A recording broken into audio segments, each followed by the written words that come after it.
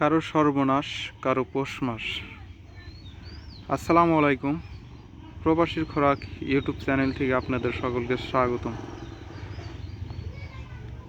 সেদিন ঝড়ে গ্রামের এক কৃষকের, পাশের বাড়ির কৃষকের পেঁপে ফসল, এত পরিমাণ ঝড় হয়েছিল এখানে, দেখুন গাছের কি অবস্থা, সব মাটির সাথে শুয়ে পড়ছে। কৃষকের তো মাথায় বাড়ি। এর জন্য বললাম কারো পৌষ মাস, কারো সর্বনাশ।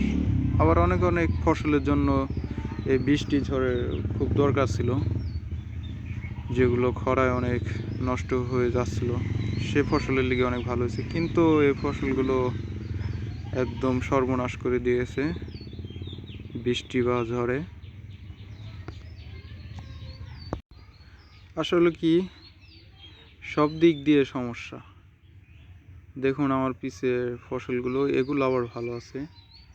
এই ক্ষেতটা পরিপূর্ণ সুস্থ, বলতে গেলে এই ক্ষেতের কোনো ক্ষতি হয়নি। ধরন্ত গাছ, এটা বিশাল বড় একটা বাগান। দেখুন কি সুন্দর পেঁপে ধরে আছে।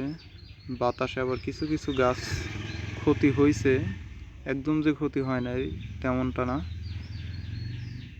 এখানেও কিছুটা পড়ে গেছিল, বাট কৃষকে সকালে উঠিয়ে দিয়েছে।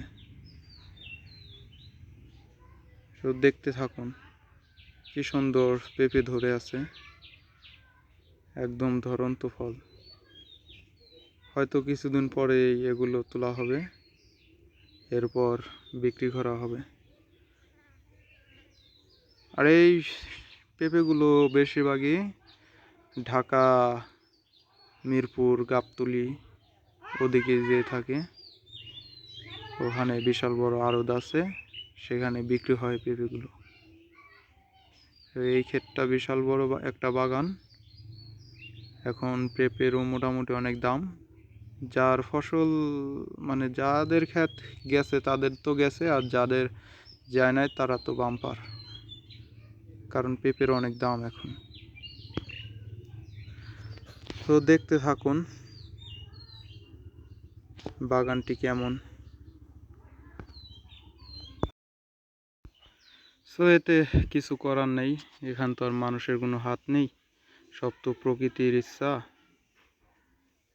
তো প্রকৃতি ঝড় বৃষ্টি আসতেই পারে, কিছু করার নেই। দেখুন গ্রামের সব জায়গায় পানি উঠে গেছে সেদিনকার বৃষ্টিতে। এগুলো ধান কিছুদিন আগেই কাটা হয়েছে, এরপরেই ঝড়টা হয়েছে। এগুলো না কাটলে আর ঝড়ের মধ্যে কাটা যাইতো না।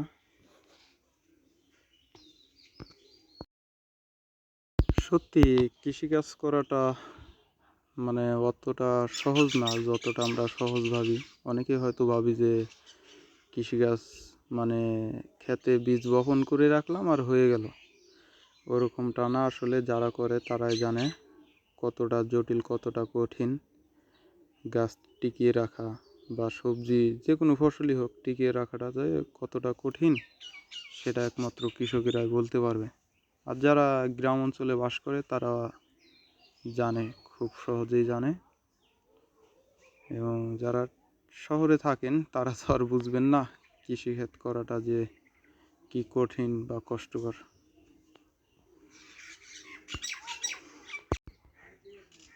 সবার ক্ষেত্রে আর কি, সবার দ্বারাই কৃষি কাজ হয় না, কপাল লাগে। যেমন প্রথমে আপনাদের যে ক্ষেতটি দেখালাম ভাঙচুর, সে কৃষকের তো অবস্থা শেষ, মানে বলতে গেলে তার মাথায় বাড়ি। কিন্তু এই ক্ষেত আলা বাম্পার, বৃষ্টির ভিতরে এত ঝড়ের ভিতরে যে ক্ষেত টিকে আছে, এই ক্ষেত আলা বাম্পার। কিন্তু যেগুলোর ক্ষতি হয়েছে তাদের তো একদম লস প্রজেক্ট, কারণ তারা তো আশা করে এগুলো ফসল করছিল, লাগাইছিল। কিন্তু কি করার, প্রকৃতির সাথে তো আর কি করা যাবে না। তো দেখুন অবস্থা, কি অবস্থা, একদম ধরন্ত পেঁপে গাছ সব ভেঙে মাটিতে গড়াগড়ি করছে, কিছু করার নেই। তো দেখতে থাকুন সামনে আরো।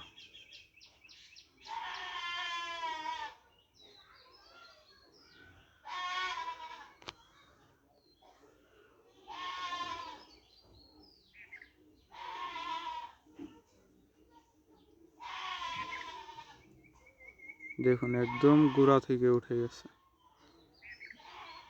গোড়ার মাটিগুলো আছে না, ওগুলো আর কি নরম থাকে। পেঁপে গাছের বেশিরভাগই আর কি গোড়া নরম থাকে, মাটিগুলো খুব উর্বর বা নরম রাখা দরকার হয়। এর জন্য মানে বেশি বৃষ্টি বাদল হলেই তখন ভেঙে পড়ে। আবার এই যে সব সবজি ক্ষেতের লিগে পারফেক্ট বৃষ্টিগুলা, এসব ধরনের সবজির জন্য বৃষ্টি খুবই প্রয়োজন। যেমন কহি, ঝিঙ্গা, লাউ, শসা, করলা, এগুলোর জন্য বৃষ্টির অনেক প্রয়োজন ছিল। তো হয়তো কিছুদিনের মধ্যে এগুলো অনেক ভরে যাবে ক্ষেতটা, এবং সবজিও ভালো ধরবে। কারণ যে বৃষ্টি হয়েছে, আশা করি এগুলো সবজি অনেক ভালো হবে। তো আরও আপডেট সুন্দর সুন্দর গ্রামের ভিডিও পেতে আমাদের প্রবাসী খোরাক চ্যানেলটি অবশ্যই সাবস্ক্রাইব করে রাখবেন। যারা প্রবাসী ভাই আছে তারা গ্রামের ভিডিও দেখতে অনেক পছন্দ করেন, এটা আমি ভালো করে জানি। তো অবশ্যই চ্যানেলটি সাবস্ক্রাইব করে রাখবেন। গ্রামের আরও সুন্দর সুন্দর ভিডিও আর কি দেওয়ার চেষ্টা করব। আসসালামু আলাইকুম।